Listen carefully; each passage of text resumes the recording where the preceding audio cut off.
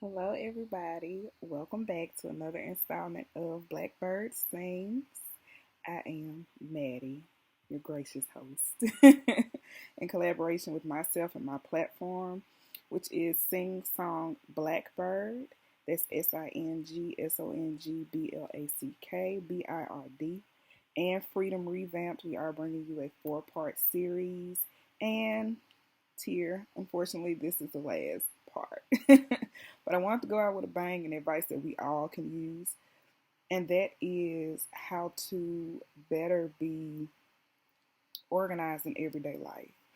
Coming from someone who was in grad school twice, both times working full time.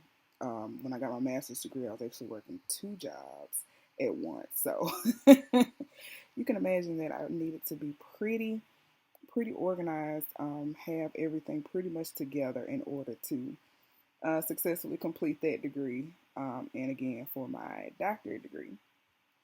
So I'll just give you a few tips to better organize your life. One,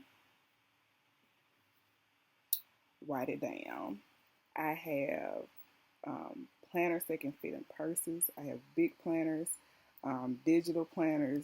I make lists. I love sticky notes. I'm the type that has to see it. There's a verse in the Bible that says, write the vision down and make it plain. I'm a firm believer in writing everything down. So I sit down on Sundays and I detail out my week. That way it keeps my mind free from clutter throughout the week. I'm not the type to just recall it just because I think I'm going to remember it. I write it down just to be sure. So planners definitely help. Get you a planner. I got this lovely one for my sister and family. And make sure that you are as detailed as possible. Don't rely on your mind to just know what you're talking about shorthand 100% of the time. So you want to get you a planner. Like I said, writing everything down on Sunday helps me plan my week better. When I'm looking at it all together, I say, "Ooh, I probably have too much going on that day. Let me move it to another day." It just helps. It just helps keep my mind free and clear. And of course, as things come up, you update as you go along. And trust your calendar. Keep it with you. Mark the same thing in more than one place if you need to. It leads me to my second point with accountability partners. Make sure that you are telling someone what you need to do, and that you know that person can remind you on the day of, if you're not the type to write it down, remind you on the day of, the night before, hey, you may want to do this.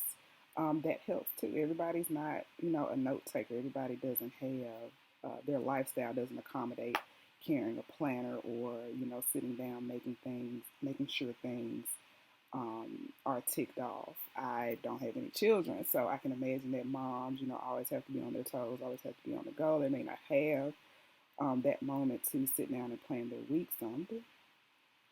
But always keeping accountability partners with making sure that you get your goals accomplished is something that helped me out tremendously, especially when I was working two jobs and having to fulfill my obligations as a student.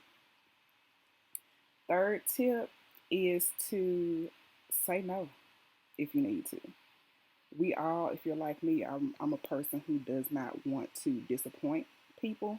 So I tend to overcommit, not with the intention of letting them down, but really, really believing that I can come through the way that person needs me to.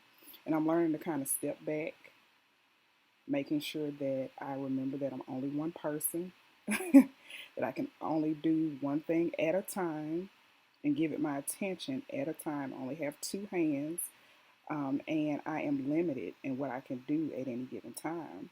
So it's okay to tell people no. It's okay to let them know that, hey, I'm so thankful that you trusted in me to get this done, but I'm not the person that you really need to be looking for. So just make sure you're staying up, staying good, staying positive, staying woke. Make sure you're not overcommitting yourself. Those are just a few tips to start to get you organized, start to declutter your mind, which is very important, and making sure that you have a clear head. Especially in today's society, you have to be able to think on your feet. You have to be able to navigate. Ask for help is the very last tip that I want to give you. If it's too much, if it's too much to look at, if it's too much to think about, if it's too much to handle, ask for help. Don't be afraid to ask for help. You do not outgrow the need for assistance at all. And that's just across the board, no matter what you're doing, how you're doing it. We can not do everything on our own. Ask for help. That's the best way to stay organized and making sure that the things that you know you have to do, they can get done, even if you can't do it all yourself. And that's it. I want to thank Freedom Revamp for giving me the opportunity to speak with their audience and in turn speak to mine. It's been an honor. It's been a pleasure. I'm camera shy, so I don't do a lot of videos or take a lot of pictures of myself. So this is definitely something new for me that I'm glad I stepped out on faith and did. Remember to support Freedom Revamped. They have a lot of big things coming up. Also support my blog, Sing Song Blackbird, spelled exactly how it sounds, SINGSONGBLACKBIRD. Find us on Instagram, find us on Twitter, find us on Facebook. Join in on the fun, join in on the Black empowerment, join in on the womanism. And I will see you all soon.